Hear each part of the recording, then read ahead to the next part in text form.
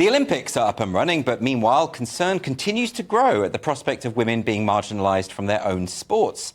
Culture Secretary Lisa Nandy said this week that there could be some circumstances where trans athletes compete against women.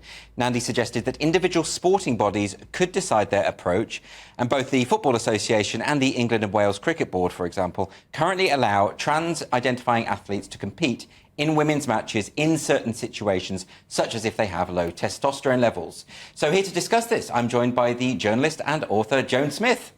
Welcome to the show. Joan, I want to ask you about this because Lisa Nandy claimed, not just a few weeks ago, that the era of culture wars is over.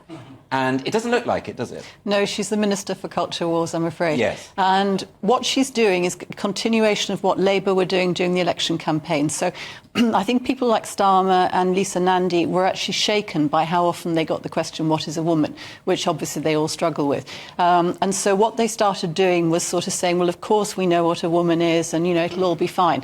But what you have to look at is what they do and not what they say. Because I think they're trying to kind of soften us up and make us feel that they're even-handed. They're not remotely. See, a lot of people online were saying, well, you know, Lisa Nandy wasn't saying, well, we must bring trans-identified males into women's sports. She was saying, let's let the various sporting bodies decide for themselves.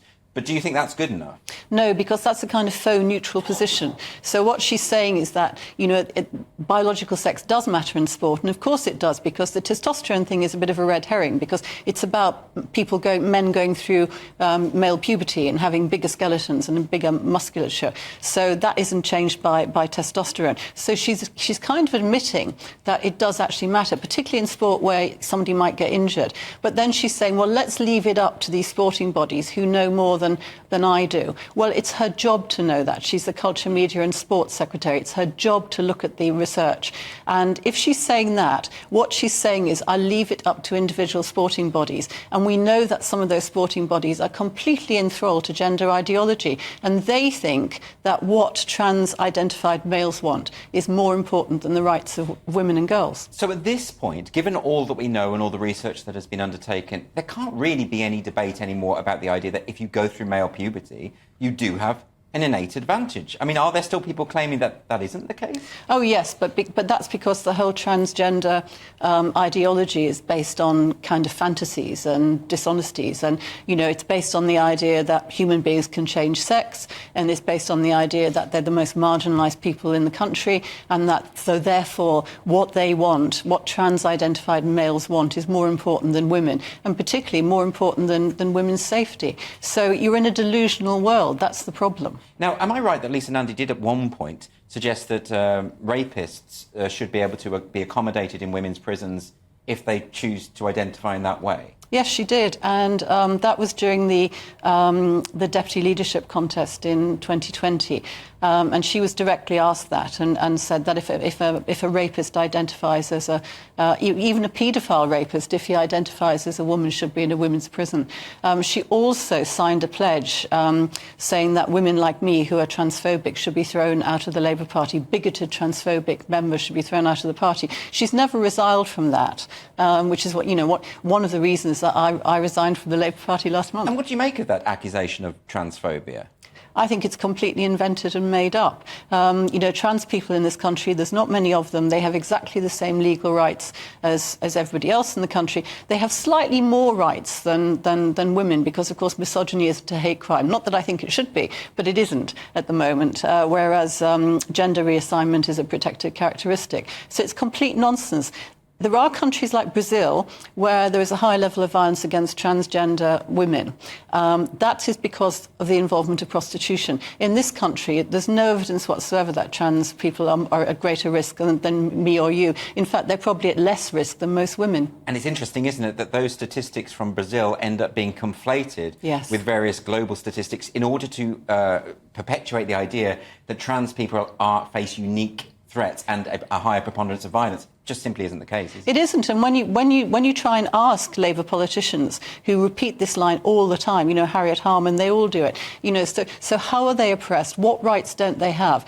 They change the conversation or leave the conversation because it's a kind of mantra. It's like the trans debate has a series of things that you're supposed to believe. They're kind of like the beliefs of a religion. So you have to believe that trans women are women. You have to believe that human beings can change sex. You have to believe that they're the most oppressed and marginalised people. And therefore, their rights come before the 51% of the population that is female. Yes, I mean, we've even had the Trans Day of Remembrance for trans people who have died out because of transphobic violence. But, I mean, we must be talking hardly any, single digits. Hardly any, and even in this country, where a trans person has been killed, it's not always clear it's because they're trans, and sometimes there is an involvement with, prostitution and other things. So it's a complete house of cards. But what disturbs me, and I said this during the election campaign, is that Labour is enthralled to this ideology, and the ideology is basically misogynist. So I have got a quotation from Lisa Nandy, the Culture Secretary. She said,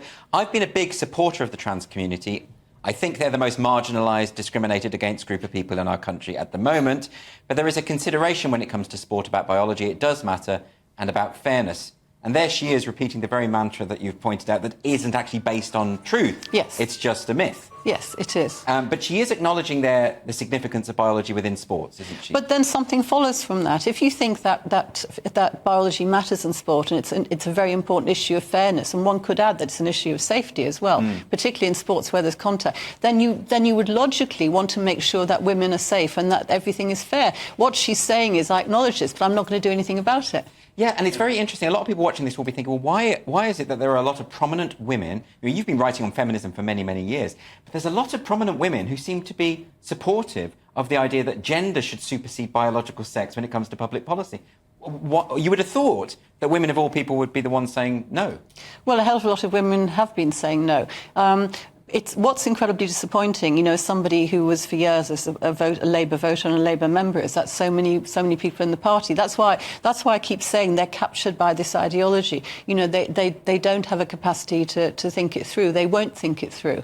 It's very like religious belief. It's like believing in transubstantiation. They don't want to actually be challenged about it. And that, as you say, is the problem. That if you outsource these decision-making things to the various sporting bodies, but they are captured by that belief system, then you're not going to get anywhere.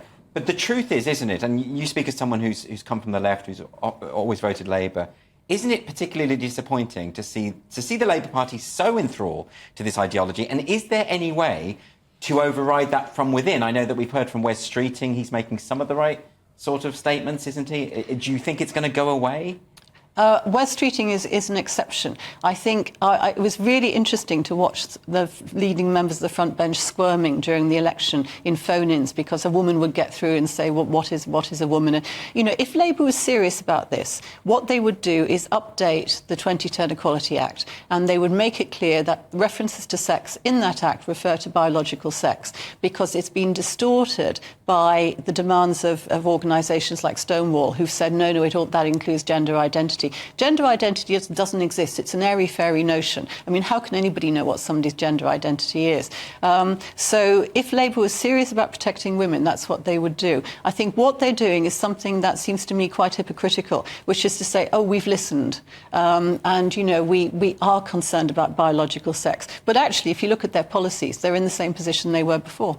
Yes, Joan, and before you go, just quickly want to ask, you've got a book coming out in November. Can you just quickly tell us about that? Yes, I'm a classicist as well as a feminist, and I've always been fascinated by Roman history. And my book is about the first 5 Roman emperors, from Augustus to Nero, and it's called, Unfortunately, She Was an Infomaniac, A New History of Roman Women. Fascinating stuff. Please, I hope you'll come back onto the show nearer the time of publication to tell us all about that. That would be very interesting. I'd be delighted. Joan Smith, thank you very much indeed. Thank you.